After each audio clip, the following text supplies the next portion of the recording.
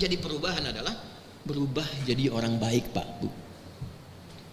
Bapak Ibu boleh cek, hampir semua ayat yang turun tentang dasar pendidikan keislaman, ukuran keberhasilannya itu bukan capaian pengetahuan, tapi akhlaknya.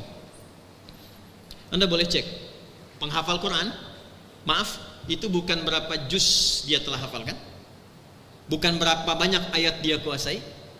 Konfirmasi pertama kali dari Allah dan Rasulnya ketika berhasil Qurannya, itu berapa banyak ayat yang merubah pribadinya menjadi lebih baik. Quran surah ke-35 misalnya ayat 32. Thumma awrathna al-kitaba alladhina astafayna min ibadina faminhum zalimun li nafsi wa minhum muqtasid wa minhum sabiqun bil khairati biiznillah dzalika huwal fadlul kabir. Ada orang-orang terpilih mendapatkan anugerah senang dengan Quran. Ada yang senang baca, senang kajian, senang ngaji, Bu, Quran, senang khataman, Pak. Ada yang senang menghafal. Tapi mereka terbagi 3 golongan kata Allah. Ada yang zalim. Dia hafal Quran tapi tidak mengamalkan isi Qurannya atau bertentangan dengan Quran yang dia baca. Kata Al-Quran jangan mencela, dia mencela. Itu zalimul li nafsi. Ya, zalim itu menempatkan sesuatu bukan pada tempatnya. Ini ada gelas, tempat menampung air minum. Di toilet itu ada gayung, tempat menampung air untuk mandi. Ada orang minum pakai gayung, mandi pakai gelas. Itu zalim namanya. Ada orang hafal ayat la yasraqu min qaum, jangan saling mencela, dia mencela, itu zalim. Wa minhum muqtasid, ada yang paket hemat baru untuk dirinya. Ya, cirinya kadang maaf baca-baca mojo, nempel-nempel di dinding, baca. Tapi ketika diminta jadi imam, saya belum mampu, belum pada tempatnya. Itu paket hemat, muqtasid. Masih baik. Ya. Nah, yang ketiga dipandang berhasil, sabiqum bil khairati biiznillah. Yaitu ayat yang dia baca memengaruhi keadaan dirinya sehingga dia berubah menjadi pribadi yang lebih baik dari sebelumnya. Nah, ini yang menjadikan dasar seseorang itu sebagai standar dia menjadi muslim.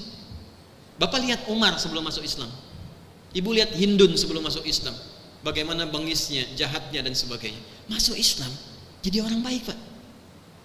Jadi kalau kepribadiannya sudah baik, dititipkan apapun pasti jabatan itu akan diarahkan pada yang baik. Jadi hakim pasti baik, jadi pemimpin pasti baik, jadi ustadz pasti baik. Karena dasar kebaikan melekat pada dirinya. Itu standar Islam. Jadi kalau dalam perjalanan setiap tahun, kemarin 1446, sekarang 1447, kita merasa ada yang kurang baik pada diri kita, maka kembalikan pada standar keislaman itu. Bagaimana caranya? Diteruskan kemudian hadisnya, wal muhajiru.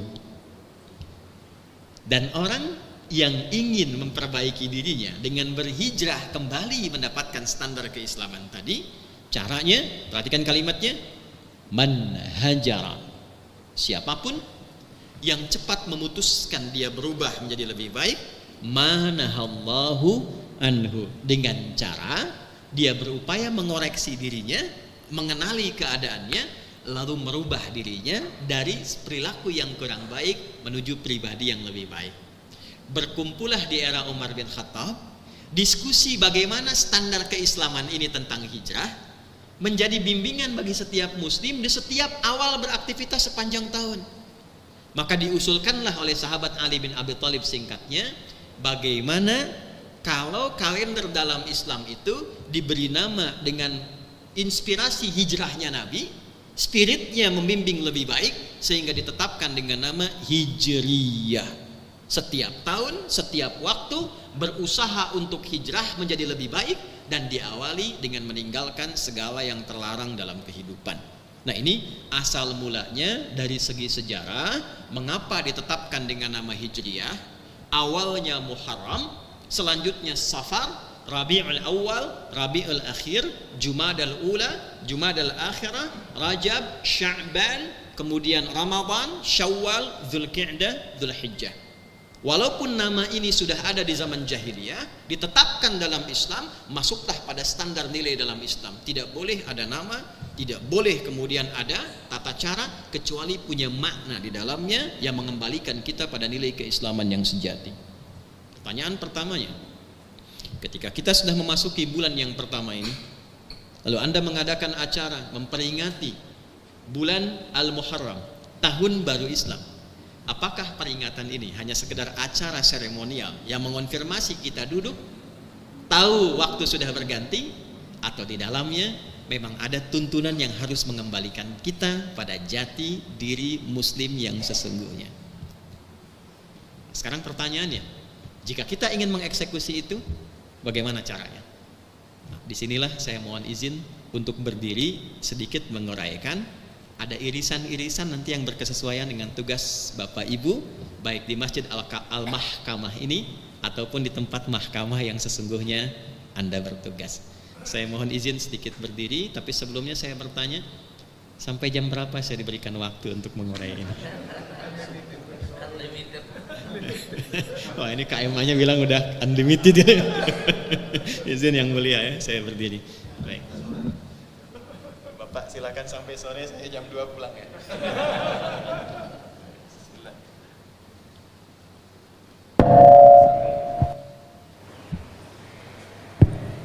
Baik, saya izin berikan gambaran dulu. Ada hijrah, tadi sudah kita ulas. Jadi saya tidak ingin kita berkumpul tapi kita tidak memahami apa yang kita bahas. Termasuk ini kan ada kain kiswah. Jangan sampai disimpulkan ini yang perak bacaannya doa gitu. Ya, saya khawatir salah kesimpulan. Padahal kan ini bukan yang atas yang doa itu. Yang ini bacaannya suni'at hadhihi as-sittara fi Makkah al-Mukarramah. Paham? Tidak. Kain kiswah ini dibuat di Mekah al-Mukarramah. Wa ahdaha ilal Ka'batil Musyarrafah. Setelah dibuat, dihadiahkan sebagai kain kiswah Ka'bah.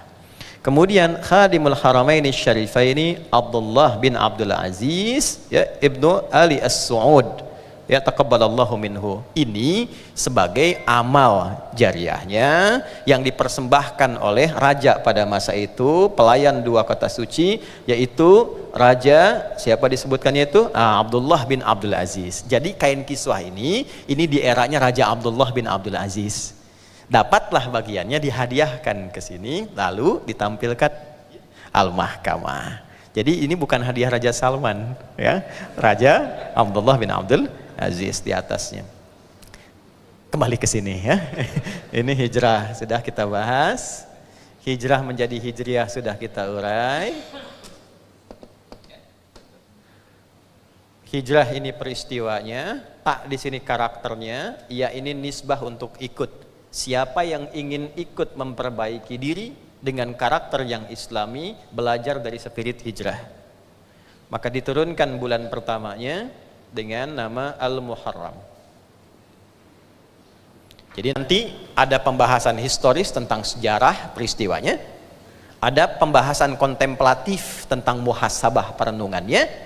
Nah, ini ada pembahasan yang sifatnya pendalaman substansi. Ini yang kita kaji ya. Ada Al-Muharram, ada Muharram sudah kita urai, ada haram. Ini hukumnya.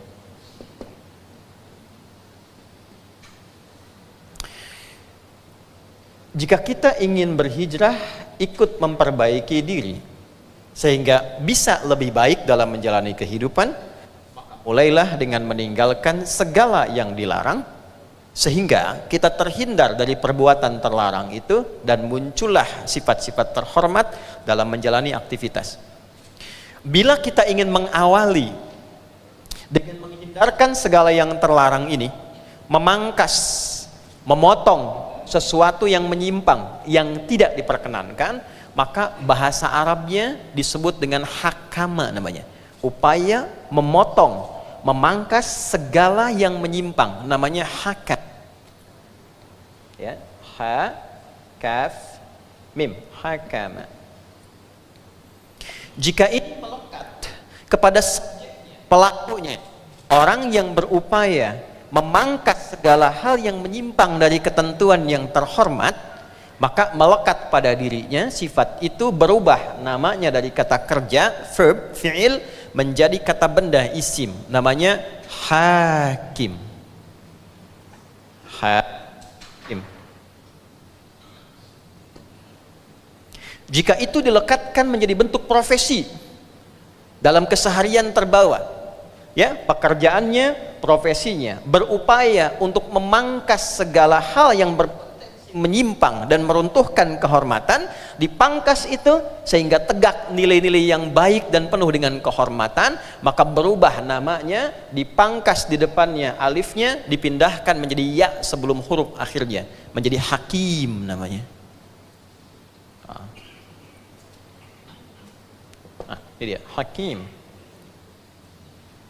Jika dengan upaya itu dia kemudian melakukan analisis, melahirkan keputusan yang memastikan nilai-nilai penyimpangan itu dan membawa kepada nilai terhormat, maka berubah namanya menjadi qadhi. Kata kerjanya qadha, orangnya qadhi, hasil keputusannya disebut dengan al-qadha. Oke, jadi kita temukan di sini ada hakim, ada qadhi, diterjemahkan dengan nama yang sama dalam bahasa Indonesia. Hakim yang memiliki kemampuan untuk menilai, memutus, melahirkan hasil yang meyakinkan untuk memastikan seorang terlepas dari nilai-nilai yang menyimpang. Jadi sebetulnya izin Pak KMA dan yang mulia hadir saat ini seluruhnya, bulan Al-Muharram itu bulannya para hakim. Ya, pergantian tahun dalam Islam sesungguhnya irisannya itu lekat dengan nilai-nilai mahkamah, nilai-nilai peradilan. Dan ini yang kemudian kita bawa sebagai bagian yang kita banggakan di hadapan Allah. Jadi saya tekankan begini, Bapak Ibu ketika memutuskan jadi hakim dan segala turunannya, itu kita harus punya motivasi dalam ketentuan syariat, apa yang membanggakan kita di hadapan Allah. Hakim itu bukan sekedar profesi, tapi ada nilai yang diagungkan di dalamnya, sehingga dengan itu kita pulang membawa kebanggaan. Ini yang ditekankan oleh Nabi dalam hadis yang kelak didokumentasikan oleh Imam At-Tirmidzi dan dibuka dengan kata inna di depannya. Beliau mengatakan demikian, innal muqsitina. Saya terjemahkan dengan ilmu balaghah ya. Ya, saya tambahkan dulu nahwu sedikit, nanti kita isi dengan balaghahnya. Inna harfu nasbin wa taukidin tansibul isma wa tarfa'ul khabara mabniun 'alal fathi la mahalla lahu minal i'rab. Inna itu bukan hanya huruf yang menjadikan kalimat setelahnya berharakat fathah atau ada ya kalau jamak, tapi huruf yang berfungsi memberikan keyakinan kuat kepada objek supaya meyakinkan informasi ini pada hatinya yang jangan pernah ragu. Perhatikan kalimatnya. Innal muqsitina. Kata Nabi, hei, yakinkan pada hatimu yang paling dalam, jangan pernah engkau ragu. Orang-orang yang berprofesi menampilkan keadilan secara sempurna sehingga tegak keadilan itu, indallahi, diapresiasi oleh Allah di hari kiamat kelak, melewati hisab dengan cepat seakan-akan gak ada hisab bagi dirinya, langsung lewat, indallahi, diberikan tempat di sisi arsy-Nya Allah. Belum selesai hadisnya, ala manabira min nurin, dibikinkan mimbar terhormat yang terbuat dari cahaya, karena dia bertugas di atas mimbar untuk menegakkan keadilan dengan membawa nilai-nilai ketuhanan yang baik, maka di akhirat ditetapkan di samping Allah, di samping arsy-Nya dibuatkan mimbar baru yang terbuat dari cahaya. Jadi Bapak Ibu jangan duga jadi hakim itu hanya untuk misalnya menyelesaikan persoalan, menerima beban, tidak. Ya, justru profesi ini terhormat karena pertaruhan terbesarnya Anda mendapatkan kemuliaan di sisi Tuhan. Ya. Tapi kalau hadiahnya besar, pekerjaannya pun gak akan ringan. Ya, kalau ringan ya paling power bank hadiahnya gitu kan. Tapi karena hadiahnya ini istimewa, harus berimbang kan dengan ujiannya. Ya, Tuhan menguji hal kecil dengan imbalan kecil. Tuhan memberikan ujian besar dengan imbalan yang besar. Mustahil ada imbalan besar ya dengan ujian yang kecil, itu mustahil. Jadi ketika Bapak Ibu memutuskan menjadi seorang hakim dan turunan-turunannya serta jabatan yang terlibat di dunia peradilan, itu yang Anda putuskan adalah bagian dari proyek akhirat yang besar. Jadi kalau bagi orang Islam masuk ke mahkamah itu proyek akhirat Pak, bukan proyek dunia. Makanya dari sini muncul wakil Tuhan di muka bumi. Kenapa? Karena dia membawa nilai-nilai cahaya ketuhanan dan sifat-sifat yang diterapkan untuk mewujudkan keadilan.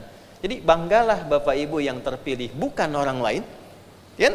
Karena Anda sedang memilih proyek yang sangat prestisius untuk kepentingan puncak pulang kita di akhirat. Ini bagi orang Islam. Jadi orang Islam itu ketika memutuskan masuk peradilan, proyeknya sudah proyek akhirat. Bapak Ibu jangan tukar dengan dunia. Ketika ditukar dengan dunia pasti rendah itu, karena Allah sudah tinggikan, manusianya yang turunkan. Rumusnya kalau Allah sudah tinggikan, kita jangan turunkan lagi. Ya, tapi ketika Allah tawarkan dengan nilai yang tinggi, cepat masuk ke dalamnya untuk memperoleh kehormatannya.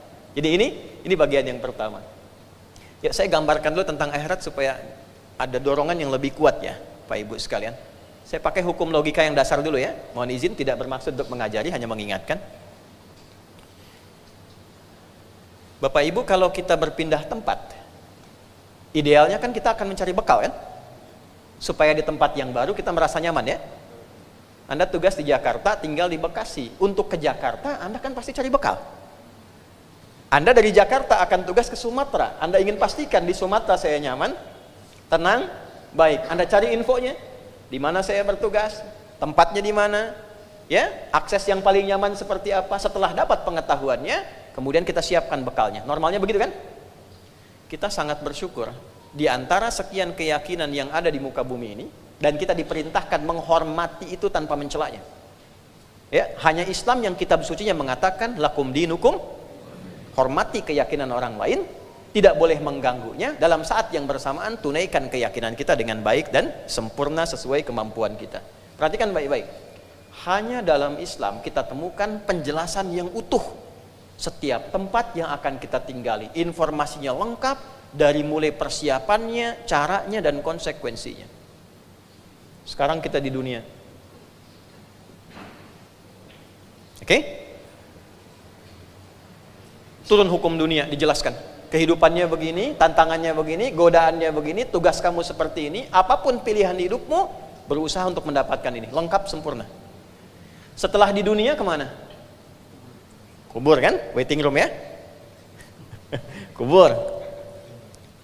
Bapak Ibu silahkan cari, ada nggak satu kitab suci yang menerangkan kepada kita bagaimana cara meninggalkan dunia dengan tenang? Seperti apa prosesnya? Diantarkannya kemana? Quran menjelaskan dari mulai cara meninggalnya, turun ayat.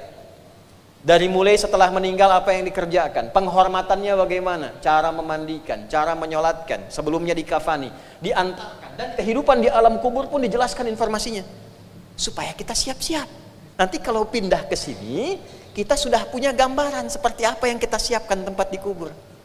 Seperti Anda mau pindah tugas ke tempat lain, Anda siapkan. Nah sekarang kita punya keyakinan setelah meninggalkan dunia, pindah ke tempat baru. Berbahagianya dalam Islam, dijelaskan tempat baru ini suasananya begini. Afala ya'lamu idza bu'thira ma fil qubur.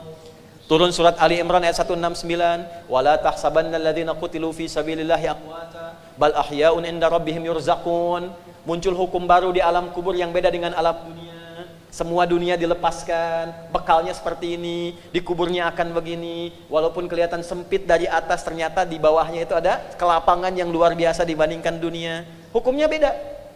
Kan logika mengatakan setiap pindah tempat beda hukum kan? Bapak Ibu ke Malaysia, hukumnya sudah beda. Ke Amerika lebih beda lagi. Ya, baik sebelum kena tarif, setelah kena tarif kan sama beda ya. Sekarang kita ingin meninggalkan dunia, pindah ke kubur, pengen sama dengan hukum dunia itu mustahil. Makanya bajunya kan beda, lepas, ya kan? Semua dunia ini handphone yang dipakai merekam itu, ya, kan nggak bisa dibawa ke alam kubur. Apa Anda pikirlah nanti saya bawa aja kalau keluarga kangen miss call gitu, nggak mungkin, ya kan? Ini hilang kan? Setelah kubur baru akhirat, ini ujungnya. Akhirat ini ujungnya, yang tidak ada tempat lagi. Orang cerdas adalah orang yang menyiapkan ketika dia berpindah tempat, dia punya bekal yang baik untuk dihuni. Tuh. Kita punya keyakinan bil akhirati hum yuqinun, setelah meninggalkan dunia transit di sini dan ujungnya di sini. Ada cuma 3, 1 surga, 2 neraka. Na'udzubillah min dzalik, pertengahannya A'raf namanya, bukit tinggi bisa kelihatan surga, takut jeritan neraka. Ya, sampai selesai hisab, orang yang 50,01% amal solehnya ke surga. Kalau orang dominan amal salahnya ke neraka. Kalau 50-50, 50-50, dia tunggu di A'raf, bukit tinggi bisa kelihatan surga, takut dengar jeritan neraka. Ya, tak sampai hisab selesai. Begitu hisab selesai, baru rahmat Allah turun, dimasukkan ke dalam surga. Satu harinya 1000 tahun. Nunggu di sini. Maka turunlah Quran surah 7 Al-A'raf dengan namanya, dari ayat 47 sampai 49. Ya. Nah, sekarang poinnya adalah kembali ke logika awal, orang cerdas itu pasti dia punya proyek yang panjang. Kalau saya ke kubur nanti, gimana supaya saya nyaman? Kalau di akhirat, gimana supaya saya ke surga? Dan orang yang jenius di atas cerdas biasa, dia akan berpikir surganya pun saya cari tempat yang terbaik. Kan ada 8 tingkat Pak Ibu. Surga biasa, kelas ekonomi standar. Tapi standar surga tidak sama dengan standar dunia. Ya, biasanya nggak disebutkan apa keutamaannya, cuman surga aja. Mala ainun ra'at wala udhunun sami'at wala khatara ala qalbi bashar. Keindahannya belum sempat terungkap, tidak pernah terlihat sebelumnya, tidak sama dengan yang diceritakan, nyaris jauh dari lamunan kita. Itu yang paling standar. Oke? Ada orang Arab Baduy datang ke Nabi di hadis Muslim, hadis ke-14. Ya, Ja'a Arabiyun, datang orang Arab Baduy ke Nabi berkonsultasi. Faqala, dia berkata, "Oh kama qala ya Rasulullah, dullani ala amalin yudkhilunil jannah." Ya Nabi, ajarkan saya amalan yang sederhana aja, singkat, padat, yang penting ke surga. Pintar ya Pak ya, Bu? Ya, modal sedikit keuntungan pengen banyak kan? Ya? Kata Nabi, cukup kerjakan yang pokok aja. Salatnya fardu, nggak usah salat sunnah selama hidup. Puasa Ramadan tidak perlu puasa sunnah selama hidup. Kecuali engkau pengen nambah. Kalau pengen nambah yang sunnah, naik derajat. Kata orang ini, tidak ya Nabi, saya cukupkan saja dengan yang ini saja. Saya akan kerjakan yang fardu. Kata Nabi, syaratnya jaga diri dari maksiat. Siap ya Nabi? Fantalaqa, dia pergi. Kata Nabi, aflaha in sadaqa dakhalal jannah in sadaqa. Kalau dia komitmen menjaga itu, bisa masuk surga. Tapi Nabi nggak sebutkan surga yang mana. Paling bawah. Tapi orang ini hebat Pak. Dia pintar. Kenapa? Di Baduynya Arab, tinggalnya di padang pasir. Dia sudah berpikir, kalau saya tambah dengan yang sunnah itu nggak mudah. Mau tahajud angin datang, tenda terbang. Ya, mau puasa juga sulit mendapatkan barang makanan, kecuali Ramadan dia siapkan. Tapi dia pintar. Dia bisa jaga maksiat, dia komit, karena terbayang di padang pasir mau maksiat apa Bu? Sinyal nggak ada.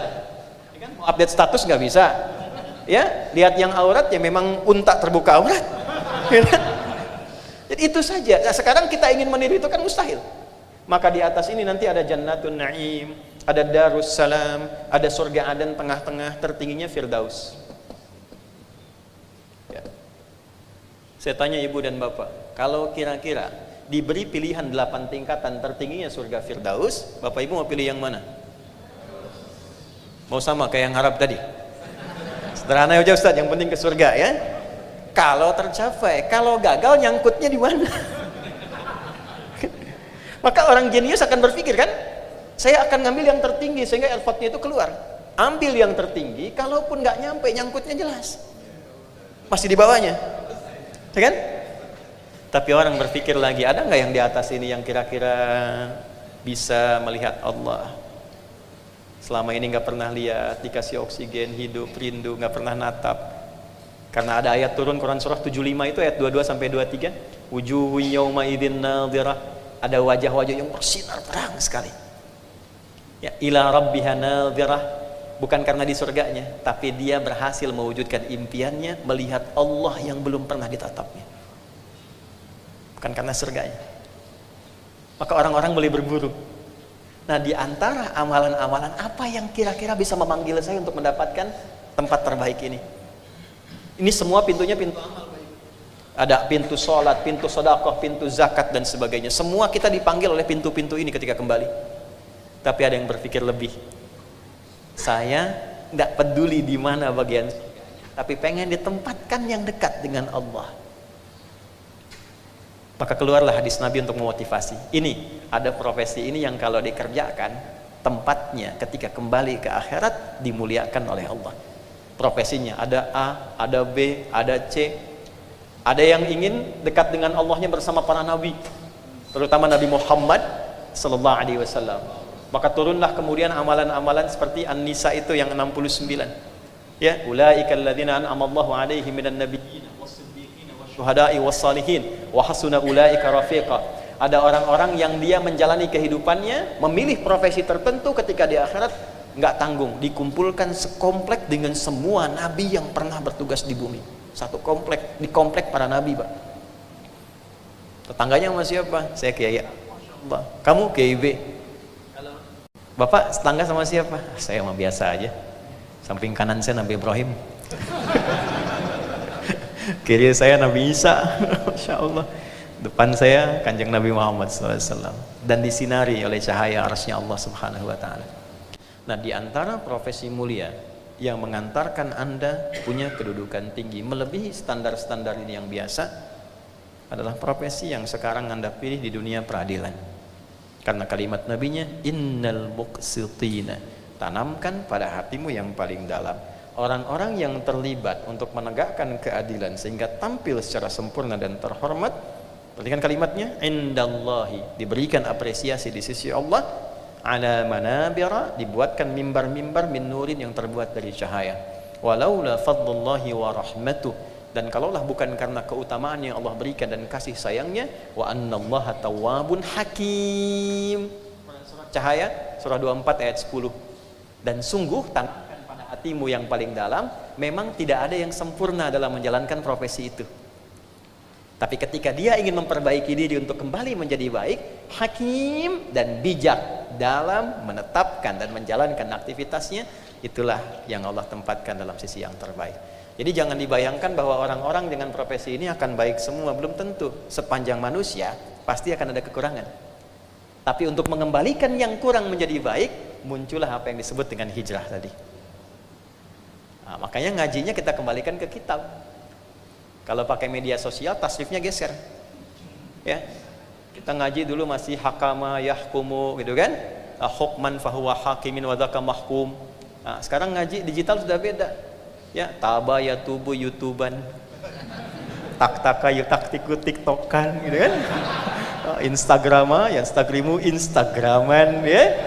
Nah, makanya kita balik ke sini sekarang. Masih ada waktu? Masih ya? Nah, ya 15 menit saya mulai. Nah, terusan berikutnya adalah, jika saya telah memilih ini untuk investasi akhirat saya. Ingat, kalau kita pilih akhirat, dunia ikut, Pak. Yakinkan itu, Bu, ya. Kalau kita memilih akhirat, dunia pasti ikut. Ketika Anda memilih dominan dunia, akhirat tidak terlayani. Ya. Ayatnya di Quran surah kedua, ayat 200 sampai 201. Wa minan nasi may yaqulu rabbana atina fid dunya. Bukan, jangan ngarang, ya. Wa ma lahu min akhirati min khalaq. Wa ma lahu fil akhirati min. Dari sebagian manusia ada yang memilih beraktivitas untuk proyeksi dunia saja, maka dia mendapatkan dunianya tidak dengan akhiratnya. Wa minhum may yaqulu rabbana atina fid dunya hasanah wa fil akhirati hasanah wa qina adzabannar. Dan di antara mereka ada yang ingin keseimbangan. Dia menyiapkan proyeksi dunia akhiratnya, maka dia siapkan pekerjaan dunia untuk mengikuti ketentuan akhiratnya, maka dunia otomatis ikut. Jadi jangan kira ketika Bapak Ibu niatkan, saya pengen jadi hakim supaya Allah ridha, dunia nggak dapat, mustahil nggak dapat, pasti dapat. Saya memilih jadi ustadz, apa kehilangan dunia? Tidak. Tapi kita tidak membawa keustadan kita untuk memenuhi dunia, tidak. Ya, bawa nilai ini kepada nilai-nilai akhirat, dunia ikut dengan sendirinya. Bahkan kalau dijadikan kecil, demi apa saya katakan dijadikan kecil? Ya, ini dari kepala sampai ujung kaki, saya nggak beli, Pak. Allah kasih ini dikasih hadiah, kacamata hadiah, pakaiannya hadiah, sampai ujung kaki, sampai kaos kaki, sepatu, kendaraan yang dibawa dalam hadiah itu saking kagetnya mikanya berubah ke suaranya. Nah, jadi dunia pasti ikut. Jadi jangan tanamkan pada diri Bapak Ibu ketika sudah Allah tinggikan menjadi hakim, terus Anda geser orientasinya ke dunia, itu merendahkan apa yang Tuhan sudah tinggikan. Ya. Nah, ini dulu motivasi awalnya. Allah sudah tinggikan derajat kita, maka jangan diturunkan dengan nilai-nilai dunia yang tidak sementara, tidak seberapa. Dan pada akhirnya kita tinggalkan. Nah, untuk menguatkan itu bukan sekedar motivasi, tapi menjadi lentera yang membimbing kita, maka diturunkanlah panduan dalam Al-Quran. Kalau engkau memilih profesi hakim ini, yang engkau hadapi seperti ini, karakternya akan begini, tantangannya akan begini. Nah, di antara panduan itu, saya ingin menurunkan beberapa ayat saja, sesuai dengan alokasi waktu yang kita bisa dapatkan di hari ini. Baik, karena unlimited waktunya, maka saya bisa turunkan lebih banyak. Bismillah. Izin ya Bu, Pak, saya coba hapus sedikit dulu. Ini kajian spesial hari ini ya. Ya, saya datang sendiri, terangkan sendiri, tulis sendiri, hapus sendiri. Masya Allah. Anda tinggal duduk, simak, amalkan, masuk surga, enak sekali. Insya Allah, mudah-mudahan Allah ridho. Pelan-pelan ya, mohon izin karena ini yang paling pokok terkait dengan profesi dan aktivitas Bapak Ibu. Saya izin sedikit melambatkan uraiannya untuk memberikan penekanan artikulasi yang lebih bisa dipahami. Hakim ketika dituangkan dalam Al-Quran sebagai proyek akhirat, dia tidak menjadi kata yang berdiri sendiri. Karena apresiasinya tinggi di sisi Allah, maka anugerahnya pun yang mengiringi profesi ini selalu diiringi dengan sifat-sifat ketuhanan. Ini yang menjadikan satu kalimat melekat dalam profesi hakim dan viral dengan mengatakan wakil Tuhan di bumi. Bukan sekedar kebanggaan jadi wakil, tidak, tapi konsekuensi yang tinggi yang kelak dipertanggungjawabkan. Nah, untuk melekatkan sifat-sifat itu, maka diturunkanlah setidaknya 5 sifat yang sekaligus memberikan arah kepada para hakim. Seperti inilah sifat kebijaksanaan dapat muncul yang melahirkan putusan dan mengikis dengan itu berbagai nilai penyimpangan sehingga melahirkan satu putusan yang berkeadilan yang diridhoi oleh Tuhan. 1, ada nama Al-Azizul Hakim.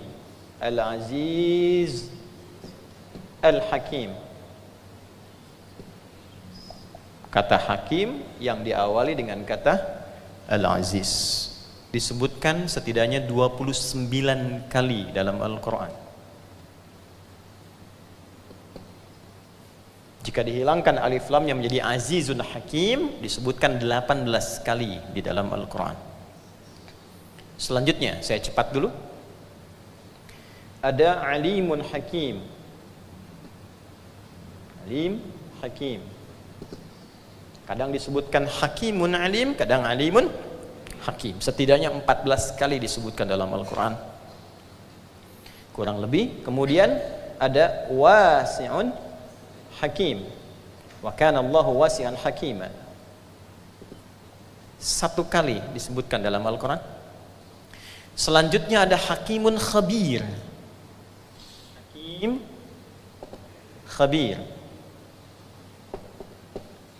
Selanjutnya 5 saja supaya agak cepat. 1, 2, 3, 4. Yang terakhir yang kelima saya cepat. Tawwabun Hakim. Tawwabun Hakim. Sekali saja disebutkan dalam Al-Quran. Baik ya, mohon bisa fokus. Pertama, Al-Azizul Hakim. Al-Aziz itu sifat tinggi, terhormat, yang terjaga dengan integritas yang kuat. Jadi ketinggian itu, kehormatan itu tampak dan terasa karena menampilkan integritas yang kuat. Baik, Allah disebut dengan Aziz karena ia satu-satunya Tuhan yang menampilkan sifat integritas yang sangat kuat dengan ketuhanannya, sehingga ia selalu tampil tinggi dan terhormat di segala aspek. Allah itu kalau sudah menetapkan sesuatu, semua nilai-nilai yang terkait di dalamnya itu pasti berkeadilan, sesuai dengan keagungan, ada sifat ketuhanan, sehingga integritasnya sebagai Tuhan terjaga dengan sempurna. Nah, kenapa kata hakim kemudian dilekatkan dengan kata Al-Aziz? Kalau ditarik ke dalam dunia peradilan, saya batasi di sini ya. Nah, maka hal pertama yang Bapak Ibu hadapi itu dalam meneliti, memberikan putusan, mendalami tantangan pertama yang dihadapkan untuk menjaga kehormatan Anda sebagai hakim adalah menampilkan dan mempertahankan integritas. Hakim yang pintar dengan pendidikan yang kuat, status yang tinggi, tanpa integritas, maka jatuh kehormatannya. Itulah sebabnya kata azizun hakim itu tidak pernah tertukar. Tidak ada di Quran hakimun aziz, itu nggak ada. Selalu azizun hakim, al-azizul hakim. Kalau yang ini bisa alimun hakim, hakimun alim. Bisa ditukar, tapi yang ini tidak. Ya, tidak. Kenapa? Karena integritas itu tidak bisa ditukar, tidak bisa dibeli di apapun, dan itu standar pertama terhormatnya seorang hakim. Itu aspek awal. Itulah ada yang menghitung dari sisi numerasinya kenapa disebutkan 29 kali. Ya, kalau dalam kalender Islam kan yang terendah 29 hari, Pak. 29 sampai 30 hari. Ya, maka berapa lama pun dia menangani kasus, sedang menangani perkara, tidak menangani perkara, maka yang tertinggi pada dirinya adalah bagaimana dalam setiap hari dia bisa menjaga integritasnya sehingga tampil terhormat dalam keadaan apapun. Satu. Sekarang pertanyaannya, sifat itu bisa tampak kalau ada alat ujinya kan? Sifat ujinya. Makanya di Quran yang baik ada takwa, alat ujinya fujur, nama lainnya nafsu. Jadi kalau misalnya ada jujur, pasti dibuat lawannya. Ya, apa lawan dari jujur? Hah? Dusta kan? Baik ya? Nah, ada sabar, ada lawannya amarah. Amarah diciptakan bukan ingin membuat manusia itu jadi pemarah, bukan. Tapi untuk menguji supaya sabarnya muncul. Sebab kalau tidak ada sabar, tidak akan diketahui Bapak Ibu. Kalau tidak ada amarah, tidak akan diketahui adanya sabar. Coba tes Bu ya. Suami pulang ke rumah, ibu ada di rumah. Nggak ada angin, nggak ada hujan, nggak ada apapun. Ibu bilang sama suami, sabar ya Pak, sabar gitu. Paling suami bilang kan, Mama sehat. Kan mesti ada alat ujinya dulu kan? Ya, ada amarah keluar. Begitu amarah diciptakan bukan ingin menjadikan suami pemarah, bukan. Tapi supaya kesabaran pada diri ibu itu tampil dan menguat, karena ada masalah di depan yang lebih dari sekarang yang harus dihadapi. Kalau tidak ada kesabaran yang lebih dibandingkan hari sekarang, tidak mudah mengatasi yang esok. Itu dasarnya. Baik ya, jadi berbahagialah kalau suami ke rumah misalnya dalam keadaan marah. Itu tandanya bukan ingin menjadikan amarah ditumpahkan pada ibu, tapi supaya kesabaran yang ada pada diri ibu itu memang ini bahasan yang mudah diungkapkan, tidak mudah dipraktekkan. Ustadz juga sama Pak, sama Ustadz. Makanya jarang Ustadz bahas ini ada istrinya, itu jarang. Ini live nggak? Aman ya? Oh, live streaming ya? Oke, itu gambar. Jadi gambarannya cari lawan aja. Ya, cemberut lawannya apa? Senyum kan? Nah, Bapak pulang ke rumah, lihat istri cemberut. Ya, cemberut diciptakan bukan ingin membuat istri itu tampil kusut, tapi supaya Bapak senyum. Gampang kan? Assalamualaikum Mama. Kayaknya kenal. Nah, kasih gelang 2 kilo, selesai masalah itu. Nah, dengan hukum itu kita bawa nih Pak. Ini nggak akan ketahuan integritas ini kalau nggak ada ujiannya. Alat ujinya apa? Kemudian tantangan di Quran surah kedua di Al-Baqarah ayat 188. Quran surah 2 ayat 188. Ini ujian integritas pertama. Dan ini pasti terjadi Pak. Dari zaman dulu kenapa ada ini? Karena pasti terjadi. Ini ditampilkan bukan ingin menjatuhkan kehormatan Anda, tapi untuk menampilkan kebanggaan profesi Anda sebagai hakim yang memiliki integritas di hadapan Tuhan. Perhatikan kalimatnya. Wala ta'kulu amwalakum bainakum bil batil wa tudlu biha ilal hukam. Jamak dari hakim. Litakulu fariqam min amwalin nasi bil itsmi wa antum ta'lamun. Nah, karena belum tahu artinya, kita biasa-biasa saja. Nanti setelah saya terjemahkan, baru jadi luar biasa yang berdampak pada jiwa. Wala ta'kulu amwalakum bainakum bil batil. Dan janganlah kalian saling berlomba untuk mendapatkan harta dengan cara menyimpang. Wa tudlu biha ilal hukam, dan mendapatkan harta dari hasil penyimpangan ini supaya bisa ditransaksikan ke dalam sebuah perkara dan membawa itu tudlu itu dari kata dalpun, sedikit-sedikit dimasukin kepada para hakim untuk memenangkan perkara Anda. Litakulu fariqam min amwalin nasi bil ismi, supaya perkara Anda dimenangkan oleh hakim itu dengan memberikan bagian tertentu dan Anda sadar sebetulnya itu salah dan dosa. Wa antum ta'lamun. Sudah tahu salah, dikerjakan. Es batu ditiupin tuh. Ya? Yuk kita lihat nih. Nah, jadi diam kan? Ini ujian pertama nih. Jadi ujian pertama bagi para hakim untuk menguji integritasnya, akan ada pihak-pihak berperkara berusaha menemui bapak dan ibu di level manapun.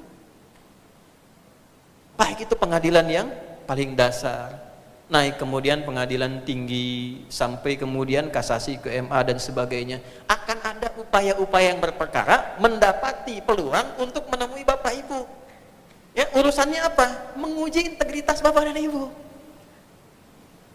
Gitu. Nah, itu ujian pertama kita. Dan kalimatnya menggunakan waktu dulu dari kata dalwun. Kalau nimba itu kan pelan-pelan, nggak mungkin langsung kan? Mereka nggak akan masuk secara langsung, Pak. Ketemu bapak ibu tuh, pelan-pelan ngelihat celahnya. Kalau bisa langsung lihat siapa yang di sampingnya. Ya, makanya kenapa ada lontar jumroh 3 kali. Ya, Nabi Ibrahim sendiri lontar, pergi datang ke istri. Istri nggak kena datang ke anak, gitu kan? Itu kan filosofinya dalam haji itu. Kenapa dilontar itu? Ya, melontar segala potensi dari diri kita yang memungkinkan kita menyimpang. Kalau bukan dari kita itu, ya, Aqabah, maka usto sekeliling terdekat. Kalau bukan usto yang terdekat, itu ula yang terjauh tapi punya akses ke kita. Maka berhati-hatilah ketika ada orang-orang berperkara ingin datang menemui Anda, maka itu tanda pertama yang dihadirkan oleh Allah untuk menampilkan integritas yang sudah Allah jaga. Jadi kalau sudah Allah jaga, bapak ibu kemudian jangan ungkap. Itu konfirmasi tertinggi. Ya? Ini poin dasarnya ini yang pertama. Jadi ketika itu dihadirkan 29 kali di dalam Al-Quran, boleh jadi Anda tidak memegang perkara, boleh jadi Anda tidak mengurus perkara, tapi akan ada ujian di waktu-waktu kita berkehidupan selama 29 hari, orang-orang yang mencoba meruntuhkan integritas kita sebagai hakim. Tuh. Ini karena serius. Bismillah. Saya tidak mencari materi untuk menyesuaikan tidak, tapi inilah dalam Al-Quran.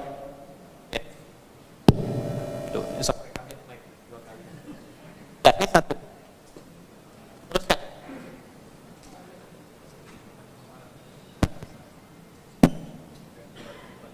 Sini ya. Baik. Saya kira di sini lebih terdengar ya. Baik. Jadi ini yang pertama, Pak. Dan potensi itu selalu terjadi. Bahkan sejak di era Nabi SAW, kenapa turun ayat ini? Karena kebiasaan jahiliyah itu sudah seperti itu. Dan ada provokasi yang memang setan kemudian datang untuk membawa nuansa itu dengan tersembunyi, ya, menggoda pada jiwa kita.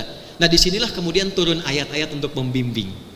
Bagaimana ketika diangkat, dilantik, disumpah dengan Quran diletakkan di kepala kita, dan saat ujian integritas itu tiba, kita sudah punya perisai dalam diri untuk mudah mengesampingkan itu dalam kehidupan, berapapun nilai yang dibawa. Maka turun beberapa ayat untuk memberikan penguatan pada diri kita. Contoh, saya berikan sebab turunnya dulu. Ibu kenal nggak ada sahabat Nabi namanya Abu Hurairah? Kenal di mana, Bu? Nah, dengar ya. Baik. Abu Hurairah itu ditugaskan untuk menjaga Baitul Mal. Oke, di pusat asetnya umat Islam pada masa itu. Termasuk juga dengan keuangan dan sebagainya. Tiba-tiba malam datang orang ingin mencuri. Oke, kelihatan orang mencuri, ditangkaplah oleh Abu Hurairah. Kata orang ini, tolong jangan tangkap saya, karena keluarga saya itu butuh, nggak bisa makan. Oh, saya nggak percaya, saya bawa dulu ke hadapan Nabi, nanti dihukumi oleh Nabi. Jadi Nabi hakim tertinggi pada masa itu, dihukumi oleh Nabi, baru Anda bisa saya lepas. Ya, maka apa yang terjadi kemudian? Tolonglah dia mengibak lagi. Ketika mengibak kemudian lengah, lari orangnya. Dilaporkan peristiwanya kepada Nabi, kata Nabi begini, dia pembohong, malam ini pasti dia akan datang lagi. Oke? Malam ini pasti dia akan datang lagi. Betul, malamnya datang. Sudah ketika datang langsung ditangkap gitu, karena sudah tahu informasi dari Nabi. Ketika kemudian ditangkap, udah kamu jangan bicara apa-apa lagi, karena Nabi katakan kamu pembohong. Saya akan bawa engkau ke hadapan Nabi. Perhatikan yang paling dahsyatnya, tolong jangan bawa saya ke Nabi. Saya akan berikan kepada Anda hadiah informasi satu ayat yang kalau Anda bisa bacakan ini, setan akan lari meninggalkan Anda. Perhatikan poinnya Bapak Ibu, ya. Nanti kita akan tahu bahwa ini setan yang menyamar, oke? Tapi poinnya adalah ini setan yang menyamar, tapi setan ini tahu kebiasaan orang. Dan dia masuk dengan kebiasaannya, gratifikasi Pak. Tidak harus selalu uang. Setan tahu kebiasaan manusia itu senang apa. Abu Hurairah itu seorang pembelajar ulung, lebih senang ilmu ketimbang harta. Beda mungkin menggodanya ketika dengan Utsman, dengan Abdurrahman bin Auf. Karena tahu ini senang ilmu, maka gratifikasinya masuk lewat ayat yang belum dia tahu. Bayang ya? Kebayang tuh bagaimana? Makanya di dalam bahasa Yunani kenapa disebut dengan diabolis yang kelak menjadi iblis? Diabolis itu asalnya sifat intelek jenius yang menyimpang dengan intelektualisasi. Ya, jadi iblis itu kenapa disebut iblis? Karena dia punya kepandaian tingkat tinggi untuk menggoda, cuma diarahkan kepada yang menyimpang. Dan saking dia pintarnya, dia tahu kebiasaan si fulan itu apa. Ya. Jadi begitu kemudian ditampakkan itu, kaget Abu Hurairah karena baru dengar ini selama ini. Dalam kagetnya lepaslah kemudian tangkapannya itu pergi. Maka diadukan kepada Nabi esoknya. Saya sudah katakan padamu, ya, dia itu pembohong. Ya, tahu nggak siapa itu? Tidak ya Rasulullah, Allah dan Rasulnya yang tahu. Itu setan yang sedang menyamar. Walaupun perkataannya itu betul, tetap dia salah kata Nabi. Tetap dia salah, walaupun perkataannya apa? Betul. Yang diajarkan itu ayat kursi Pak. Ayat kursi Al-Baqarah 255. Quran surat 2 ayat 255. Jadi ketika dibacakan kaget bengong, pergi setannya. Setan sendiri mengatakan kalau dibacakan itu setannya lari. Nah, bayangkan. Ya. Jadi ketika Anda ditugaskan, salah satu ayat yang dihadirkan dalam Al-Qur'an, biasakan malam baca itu. Sebelum ada putusan menangani perkara, bacakan itu. Iringi dengan Al-Fatihah, iringi dengan Al-Baqarah 3 ayat terakhir, 284, 285, 286. Itu diantara proteksi terbaik. Jadi Al-Fatihah 3 akhir dari surah Al-Baqarah 3 ayat terakhir, ayat 284, 285, 286. Jadi maksudnya apa? Di ayat 284 itu kita menyerahkan semua hal daya upaya kita kepada Allah penguasa langit dan bumi. Ayat 285 kita mengikuti putusan yang berkeadilan berdasarkan sunnah para nabi. Ayat 286 kita memohon kalau ada yang salah dalam putusan, Allah tidak menghukum. Ya Rabbana la tu'akhidna in nasina aw akhtana. Kita awali dengan la yukallifullahu nafsan illa. Kalau dibawa ke dunia peradilan, ya Allah, tidaklah aku menjalani ini kecuali Engkau yang telah menetapkan. Aku berusaha memutuskan sesuai kemampuan yang Engkau titipkan padaku. Laha ma kasabat wa 'alaiha mak tasabat. Kalau ada kebaikan kau kirimkan pahala, kalau ada keburukan pun berpotensi dosa. Aku tak mau berdosa ya Allah. Rabbana la tu'akhidna in nasina aw akhtana. Kalau dalam putusanku ada yang salah, karena keliruku, karena lupaku, karena tipis ilmuku, jangan hukum aku dengan sifat alfaku itu ya Allah. Rabbana wa la tahmil 'alaina isran kama hamaltahu 'alal ladzina min qablina. Ya Allah, jangan Engkau berikan kepadaku tanggungan beban dari satu persoalan yang sangat besar seperti Engkau berikan kepada orang terdahulu dan tidak lulus menjalani itu. Rabbana wa la tuhammilna ma la taqata lana bi. Ya Allah, jangan timpakan kepadaku beban satu hal yang tidak sanggup aku kerjakan. Fa'fu anna, kalau salah mohon maafkan, waghfir lana, kalau dosa mohon ampuni, warhamna, dan dengan pengampunan itu tetap sayangi aku ya Allah, wansurna 'alal qaumil kafirin, dan jaga aku dari golongan-golongan yang bisa menyimpangkan dari tugas dan kehormatanku. Baca. Coba. Ya, jadi kalau ada satu godaan menguji integritas, bacakan ayat kursi. Kalau masih dia nekat, jangan sekedar lempar dengan ayatnya, lempar dengan kursinya sekalian.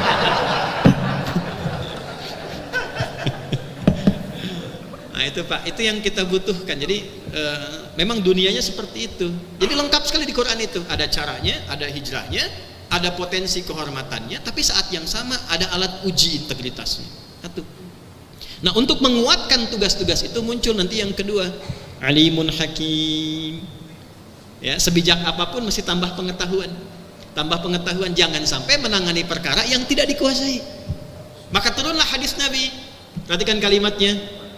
Ada 3 orang hakim qudat, talatu qudatin atau kama qala sallallahu alaihi wasallam, ya, qadiyani fin nari wa qadin fil jannah. 2 hakim itu ada kemudian di neraka, 1 hakim ada di surga. Hati-hati nih, mau masuk yang mana? 1, 2, 3. 2 pertama di neraka, yang ketiga di surga. Nah, bicaranya bukan tentang neraka, surga, neraka itu tidak, tapi di sini ada nilai-nilai dan norma-norma kebaikan yang membimbing kita. Ternyata yang pertama itu apa? Hakim yang tidak memiliki kapabilitas dan pengetahuan atas satu perkara sehingga dia menzalimi hak orang berperkara yang seharusnya mendapatkan keadilan. Dipaksakan menangani kasus yang tidak dikuasainya. 2, hakim yang punya pengetahuan, tapi pengetahuan ini digunakan untuk menyimpang dari ketentuan sehingga tidak memberikan putusan yang adil bagi orang berperkara yang dihadapinya. Dia tahu sebetulnya penyimpangannya ini, hukumannya ini, cuman karena dipesan dari sesuatu, ya integritasnya kemudian tidak terjaga, dia mengeluarkan satu hukuman yang tidak berkeadilan. Yang ketiga, dia punya pengetahuan yang cukup, diminta menangani perkara, dan dengan ilmu pengetahuan ini dia mencoba melahirkan putusan terbaik. Kalaupun ada salahnya di situ, tetap diberikan pahala 1. Tapi kalau benar dia mengerjakannya, dapat pahala 2 di sini. Nah, jadi yang kedua, integritas itu bisa terjaga 1 dengan bertambahnya pengetahuan. Semakin Anda meningkat pengetahuan, semakin terhormat Anda. Dunia ikut. S1 dengan S2 gajinya beda kan Pak? S2 dengan S3 ya, berubah kan salary-nya. Jadi jangan dikira kalau kita menjaga kehormatan akhirat dunia tidak ikut. Dunia ikut dengan sendirinya. Makanya Ibnu Qayyim Al-Jauziyah mengatakan begini, kalau Anda ingin mendapatkan dunia gampang. Seperti bayangan, jangan dikejar, berbalik bayangan ikut. Ketika Anda berbalik mengejar tuntunan akhirat, dunia otomatis akan mengikuti. Ini sifat alim. Selanjutnya Pak? Ya, kita 10 menit lagi ya. Saya sisakan 5 menit karena tadi pesan dari MC ya, untuk bisa disisakan sedikit, saya sisakan nanti sedikit 5 menit ya. Kemudian wasi'un hakim. 1 kali disebutkan di Quran surat An-Nisa ayat 130. Ya. Wa iyatafarraqa yughnillahu kullam min sa'atih. Ini hakim peradilan agama nih. Ya. Kalau ada kasus rumah tangga datang kepada hakim peradilan agama. Kasusnya biasanya kasus perpisahan yang rumit. Ya, yang tidak bisa ditangani oleh 2 sisi. 1 pasutrinya, yang kedua oleh orang sekitaran di keluarganya, dari walinya. Maka akhirnya datang ke hakim. Ya, makanya di ayat ke-34 surat An-Nisa itu problemnya yang diselesaikan secara internal, tidak bisa muncul ayat 35-nya. Ya, wa in khiftum shiqaqa bainihima fab'atsu hakaman min ahlihi wa hakaman min ahliha. Nah, ini taraf kedua. Kalau nggak bisa diselesaikan internal, coba pindah dulu tempat tidur. Ya, supaya ada rasa kangen, ada rasa salah untuk komunikasi. Tidak terdorong itu, keluarga dekat yang terlibat. Tidak bisa diselesaikan, muncul kepada yang ketiga, dibawalah ke mahkamah, ke peradilan agama contohnya. Maka apa yang terjadi? Wa iyatafarraqa, dan kalaupun keduanya nanti pada titik yang nggak bisa diselesaikan, kan? Yughnillahu kullam min sa'atih. Maka tak punya kemampuan untuk menikah, sulit kemudian untuk berpisah. Kalaupun ada kasusnya pernikahan dibawa ke hakim, perpisahan dibawa ke hakim, kalau niatnya benar karena Allah, niatnya bagus karena Allah dan benar putusannya, maka diberikanlah oleh Allah kelapangan-kelapangan dalam berkehidupan. Jadi kalau ada yang nikah diproses oleh hakim untuk menikah, dia tidak punya apa-apa, dikayakan oleh Allah. Kalau ada kasus perpisahan, benar cara mengerjakannya, bagus cara menetapkannya, walaupun berpisah, dia berpisah dalam keadaan baik yang diberikan kelapangan dalam kehidupannya. Siapa yang bisa memutus seperti itu? Hakim yang punya kualifikasi sifat wasi', wus'ah, Sifat wus'ah dilekatkan di dalam Al-Quran.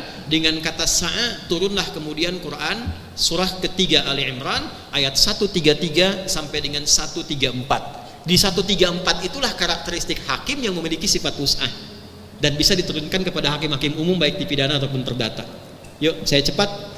Wasari'u ila maghfiratin min rabbikum wa jannatin arduhas samawati wal ardu 'iddat lil muttaqin. Untuk mendapatkan sifat wus'ah, kelapangan yang luas, sehingga dengan sifat lapang ini semua perkara kelihatan seperti ringan dan baik untuk diselesaikan. Jadilah pribadi yang takwa. Apa ciri takwa di sini? Alladzina yunfiquna fis sarra'i wad dharra wal kadhiminal ghaidha wal 'afina 'anil nas wallahu yuhibbul muhsinin. Satu, sifat gemar berbagi dalam keadaan memiliki ataupun dalam keadaan yang sempit. Jadi dalam memutuskan perkara itu, maaf, orientasinya kita ingin memberikan yang terbaik, bukan condong pada salah satu. Wal kadhiminal ghaidha, untuk mengondisikan itu jangan bawa suasana hati yang tidak enak apalagi sedang marah. Izin Pak, kalau sedang punya masalah jangan tangani perkara dulu, nanti hatinya tidak luas. Kalau tidak luas, putusannya pun pasti tidak akan komprehensif dan bijak. Wal kadhiminal ghaidha, dia sanggup menahan amarah. Wal 'afina 'anil nas, dan berharap orang menjadi baik. Itulah sifat keluasan seorang hakim, ingin menjadikan bukan memenangkan perkara. Salah kalau menangkan perkara. Ya, poin tertingginya orang berubah menjadi baik sehingga kesalahannya termaafkan dan berubah kemudian dia menjadi pribadi yang lebih mulia. Wallahu yuhibbul muhsinin, dan Allah mencintai para pemilik sifat ihsan. Yang terakhir, ihsan itu berupaya menjadikan kegiatannya terasa disaksikan oleh Tuhan. Hadis Muslim nomor hadis ke-8, anta'budallaha ka'annaka tarahu fa illam takun tarahu fa innahu yarak. Kalau Anda memiliki sifat wus'ah, kelapangan dalam memutus perkara sehingga yang keluar putusannya berkeadilan dan objektif.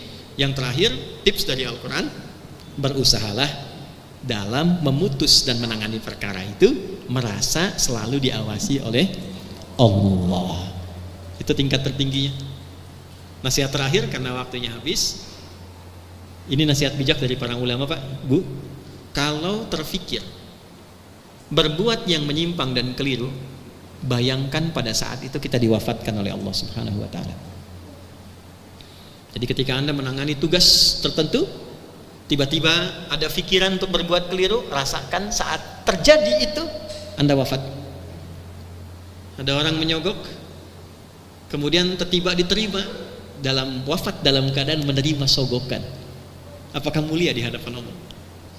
Tapi yang dahsyat, tangan yang biasa dipakai sholat, tanha anil fahsya wal munkar, tiba-tiba datang orang, Pak, kalau Bapak bisa bantu Pak, nah ini ada rizki sekian, sah.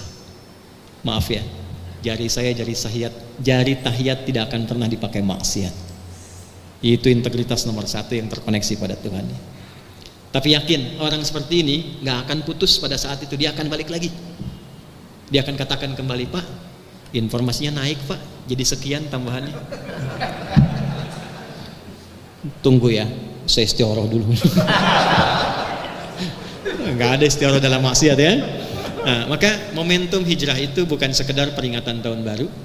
Ada irisan tentang dunia peradilan di dalamnya. Bagaimana ketahanan, kebaikan, keamanan, kenyamanan itu bisa tercipta.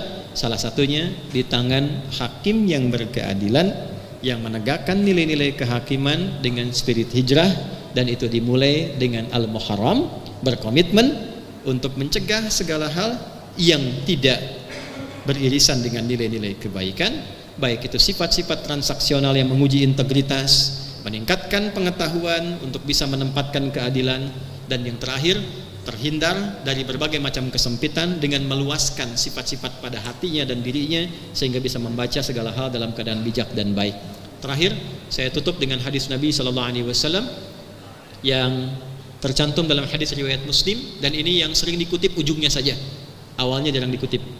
Ayyuhan nas, wahai seluruh manusia, qad ahlakal ladzina min qablikum, atau fi riwayatin ukhra qad ahlakal ladzina qablakum, ya, atau kama qala Rasulullah SAW, hai manusia, banyak kecelakaan terjadi banyak ketidakstabilan terjadi, banyak orang-orang dulu hancur dan musnah itu karena perilaku yang terjadi pada putusan-putusan yang tidak berkeadilan. Perhatikan kalimatnya. Idza saraka syarifu minhum, maka apabila orang yang punya kelebihan harta, kedudukan, kehormatan dan sebagainya melakukan tindakan penyelewengan, falam yuqimu alaihi, maka hukum tidak ditegakkan dengan baik. Fa idza saraka minhumud dha'ifu, tapi kalau yang lemah melakukan satu penyelewengan, fa aqamu alaihi, maka tegas sekali itu kemudian diberikan penindakan. Biasa disingkat dari sebuah kata-kata menjadi tumpul ke atas, tajam ke bawah. Itu bagian dari makna hadis Nabi sallallahu alaihi wasallam. Maka jika negara ingin stabil, keamanan didapatkan dengan baik, salah satu yang paling berperan adalah nilai-nilai keadilan ditampakkan dalam dunia mahkamah, sehingga dengan itu ada kepastian hukum yang menjamin hak-hak warga negara, dan terciptalah kemudian satu dari 3 pilar utama kebaikan dan stabilnya satu negara dan negeri itu. Apa itu? Satu adalah nilai keamanan dan ketertiban, yang kedua adalah stabilitas ekonomi, yang ketiga adalah kuatnya nilai spiritual. Alladzi at'amahum min ju' wa amanahum min khauf. Diawali falyabudu rabb hadzal bait. Ini 3 pilar dari stabilitas suatu negara dimanapun dia berada.